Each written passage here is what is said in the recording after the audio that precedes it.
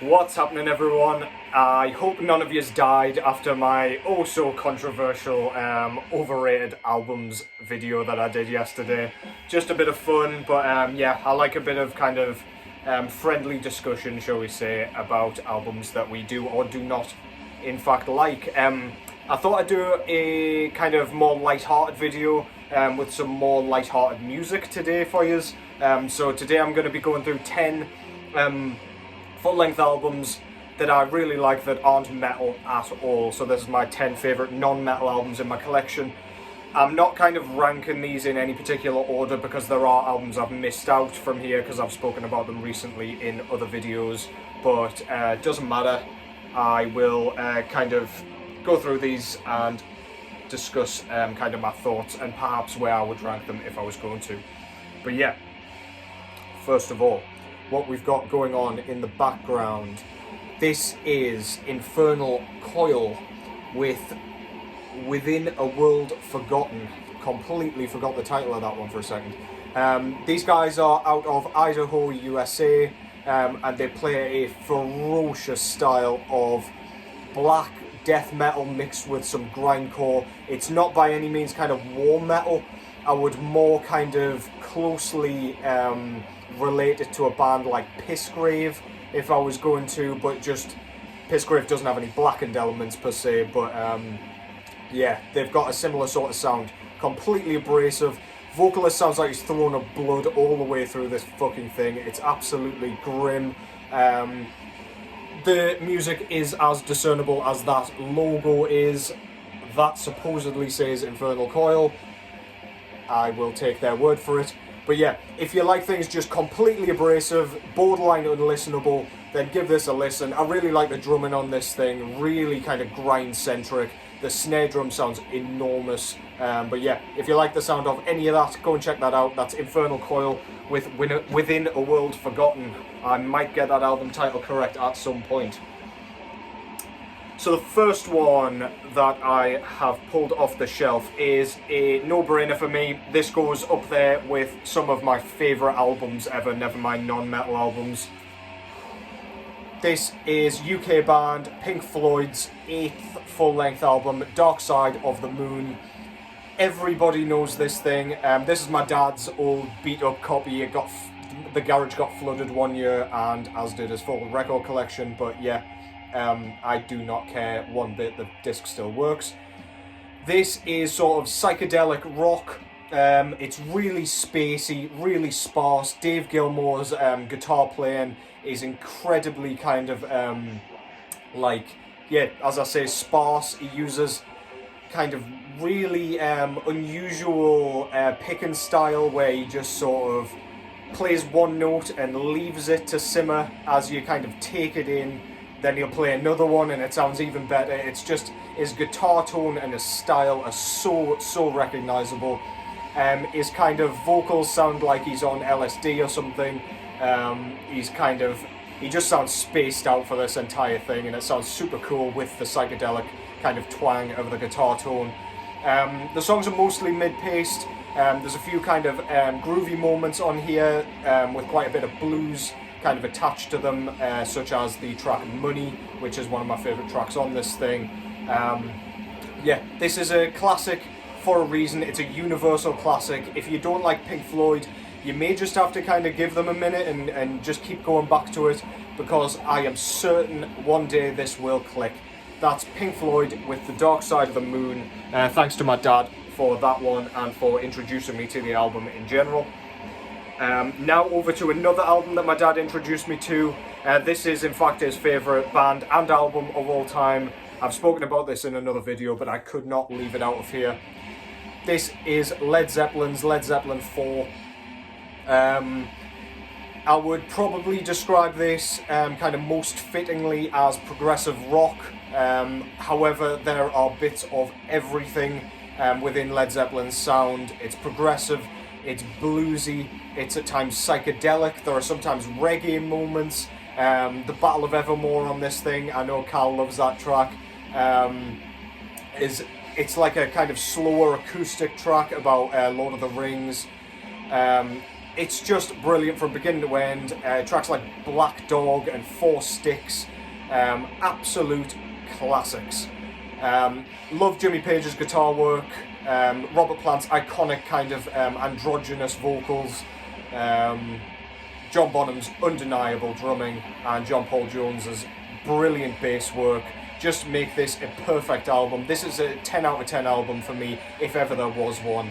Yeah, if you're unfamiliar with these guys, go and check it out. I don't suppose you are unfamiliar if you're on my channel. However, if you are, you're welcome. Go check it out, enjoy it, get lost in it.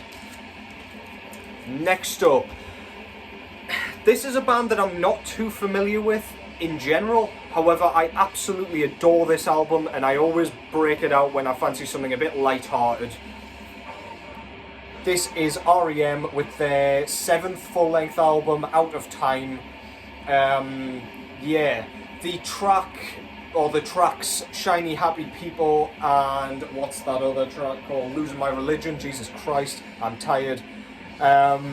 Those two tracks brought me to this, and I absolutely loved it. It's kind of alternative rock, nothing too fancy going on, incredibly well written, super cool hooks. The bass work is always audible on this thing. Michael Stipe's vocals are really what makes the ball roll for me with this. Despite the kind of happy nature of the music, it's all very flowery and beautiful, but Michael Stipe's vocals are almost like somber and sad, and he just sounds in kind of emotional distress throughout. You can hear a lot of sort of moments that influences the next band, which I will go into in a minute. But yeah, if you just want something unchallenging and happy, I guess, but with that still that kind of uneasy, miserable edge, then check this out. It's kind of anti-pop music, if you will, but it is still very poppy. This is REM with Out of Time. Go and check that out. So the band that I referenced earlier, I've shown this in another video as well, but I've got to show it off yet again. This is Nirvana's Nevermind. This was their sophomore full-length album, and the one that very much put them on the map. You've got classic tracks like In Bloom, Come As You Are, obviously Smells Like Teen Spirit on this thing, Lounge Act, which is great, On a Plane. This is just basically a compilation of best of Nirvana tracks, and it is not a compilation. They've just compiled some absolute bangers here. It's inherently grunge, which is just a form of alternative rock that relies on kind of sadness and angst, and that's exactly what this album embodies. It's weird, the lyrics are bizarre, Kurt's vocals are like super like raspy and like gruff, really cool. Yeah, just a classic album from front to back. Go and check that out if you somehow haven't. Iconic album cover as well. Yeah, brilliant stuff. Nirvana, Nevermind, check it out. So the next one I've got here is one that it kind of does go across into the metal genre somewhat. However, as an album and as a band, they are not classed as metal in my view. This is kind of psychedelic, blackened occult rock band, Blackmagic SS, with their sophomore full-length album Spectral Ecstasy.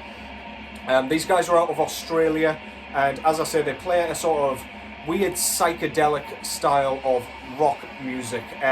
If I was going to kind of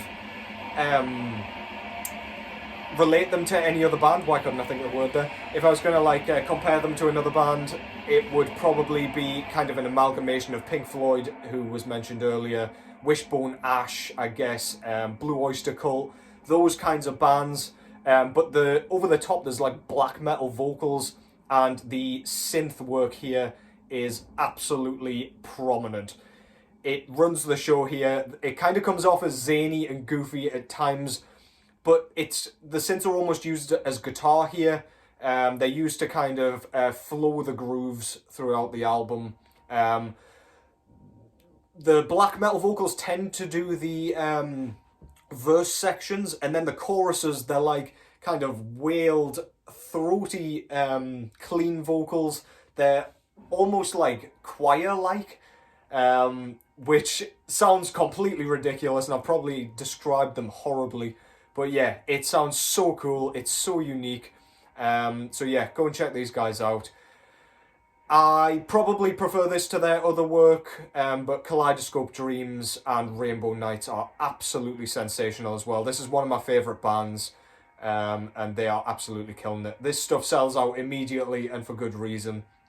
If you're not familiar with them, go and check them out. That's Blackmagic SS with Spectral Ecstasy. Go and check it out. Okay, I've got 5 more records to show, so I might go through these a little bit quicker as I have rambled on a bit too long. I had to have a soundtrack in here. This is the Bloodborne soundtrack, created by various artists. I'm not sure exactly who was on this. This is like orchestral music made for the Bloodborne video game. Very, very dramatic. It's absolutely my favourite of the kind of Soulsborne series as far as, as far as game and soundtrack goes. It fits the kind of gothic, dystopian nature of the game itself. A lot of great, like, kind of really quiet ambient moments for areas such as the Hunter's Dream. But then when it kicks in for, like, Vicar Amelia's boss fight, and Gehrman the First Hunter, which is a super emotional piece.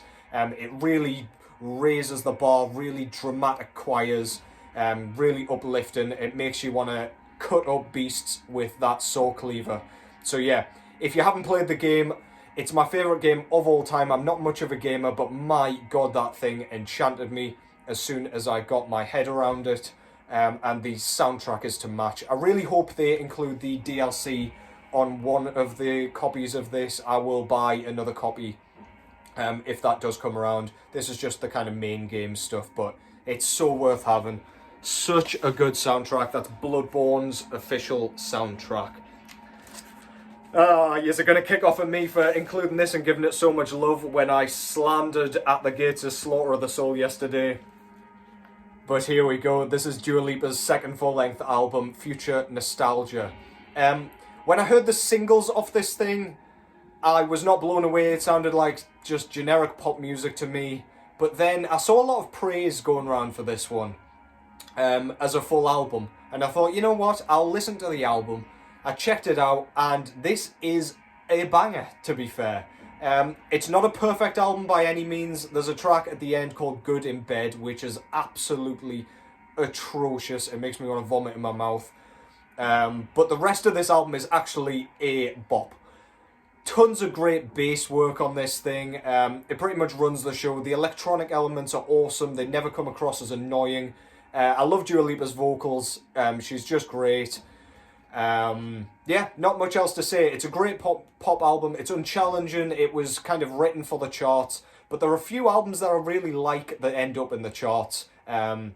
Or where like a few tracks off the album end up in the charts anyway.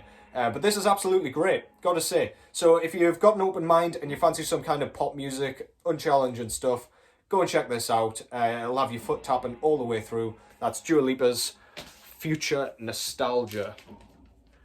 From something super upbeat to something incredibly sad and loathsome. This is Amigo the Devil's second full-length album entitled Born Against. This guy's out of Florida, and he plays a sort of really sad style of murder folk / country. This is actually the guy that sort of, through a radio, actually introduced me to the Harley Poe record that I showed the other day. Yeah, man, this thing is really sad. It's acoustic, there's banjo, there's other elements like on the track Murder at the Bingo Hall. I'm not sure what he's playing on that thing, but it sounds incredibly cool. Don't know if it's an accordion or what. I'm not familiar with whatever it was. Yeah, it's really sad. There's loads of like references to kind of serial killers and domestic abuse, addiction, things like that. So he's challenging some touchy subjects. But yeah, the tracks are incredibly emotive. I've cried listening to this album before, and I don't suppose it'll be the last time. This guy just plucks at my heartstrings in a way that no other artist does for me. Yeah, if I could recommend one track for you to go and check out, see if you like it, it would be Another Man's Grave. It sort of gives off a country twang, but it's like really, really heart-wrenching stuff. So yeah, check that out. That's Amigo the Devil with Born Against. Can't express how much I love that guy's music, and if you can catch him live, do so. I did last year, and he was breathtaking. Speaking of artists I went to see last year and were breathtaking, this is Norwegian pop artist Aurora with her first full-length album, All My Demons Greeting Me as a Friend. Try saying that one when you're drunk. This is sort of more kind of folkish than her later work that I have shown on this channel also. It's got dream pop elements on here, acoustics, it flutters around, it seems very kind of patriotic and kind of Nordic. It kind of fits her homeland perfectly, I would say. Her vocals are stunning, genuinely. The vocal range and the the tones she can reach with that voice box is absolutely outstanding. She doesn't seem to be able to miss a note, whether it's kind of low and sorrowful or really high and kind of ethereal. She's got it all. The music on here is great. There's even some kind of electronic sort of, it almost feels like nu metal to me. The track, what is it? Under the Water, I believe it is. Yeah, it's like a really punishing electronic section. It comes across as like industrial sort of stuff. So yeah, really cool. Nu metal was the wrong thing there, by the way. Listen to me when I say industrial, not nu metal. That just came to my head for some reason. No nu metal over here, preferably. But yeah, anyway, regardless, Aurora is one of my favourite artists, and yeah, no metal to be had over here. So yeah, just tells you how good she is. She's absolutely breathtaking. See her live if you can. I was mesmerised and hypnotised all the way through that goddamn performance, and the sooner I can do it again, the better. This last one's going to be a bit of a surprise to some people who haven't necessarily heard this, I guess. This is Miley Cyrus with her newest full-length album, Plastic Hearts. She has a new one coming out, but I'll get to that in a second. This blew me away. It still manages to. This pretty much is a perfect record. I don't think there is a bad moment on this thing. This is sort of her take on rock music. I don't know what the hell happened to her vocal cords, but she's got an incredibly like raspy sort of rock and roll style voice nowadays. And I really, really love it. Sounds like she's been smoking about 40 cigarettes a day for 20 years before she recorded this. Yeah, there's some really cool features on this thing. There's like Billy Idol, Dua Lipa's on this thing. Yeah, it's catchy from beginning to end. She can do kind of upbeat and the slow, kind of more sad, thought-provoking stuff. Yeah, instrumentation's awesome. The bass work's awesome. I can't say enough good things about it. It kind of reminds me a little bit of the attitude of Stevie Nicks out of Fleetwood Mac. She's just got all that vibe here, and I absolutely love it. I hope her new album is like this. However, it's called Endless Summer Vacation. The first track, Flowers, was not very good in my opinion. So I'm a bit worried about the new one. I was really hoping she could bring out something of this quality, but we'll have to see. Hopefully she makes me eat my words by stuffing them down my throat. But yeah, check that out, Plastic Hearts. I don't know how many albums in this was, but I do not care about anything prior to this. This is absolutely where it's at if you want to get into Miley Cyrus, if you've had any kind of want to do that. So yeah, I love talking about stuff that isn't in the metal realm every now and then. My dad actually gave me this idea. I've missed off a load of records that I would like to show in this category, so I might do another one at some point. I've got a few more non-metal albums that I would like to pick up at some point. But yeah, I hope you enjoyed that. I hope that was a little less controversial. than yesterday's video. Apologies if I ruffled any feathers there, but also thank you for the great response to it. Most of you were very, very supportive of the fact that that was my opinion.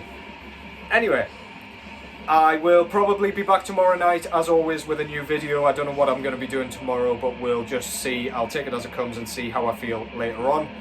Hope you've found something super cool in there to check out. Open your mind a bit, because you will find some killer stuff. So yeah, anyway, as always, take care, and I will catch you in the next one.